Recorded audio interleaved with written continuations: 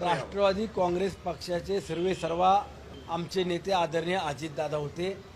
दादांनी जर पुढल्या चर्चा केल्या असतील तर आम्ही त्यामध्ये शंका आणण्याचं कारण नाही किंवा आम्ही त्या नाकारतही नाही.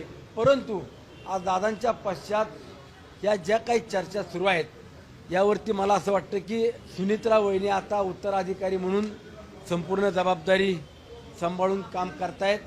आगामी काळामध्ये दोन्ही राष्ट्रवादी एकत्रित घ्यायच्यात, करायच्यात, विलीनीकरण करायचं, मर्ज करायच्या, या ज्या काही सातत्यानं चर्चा सुरू आहेत यावर सर्वस्वी अधिकार सुनित्रा वहिनीच घेतील.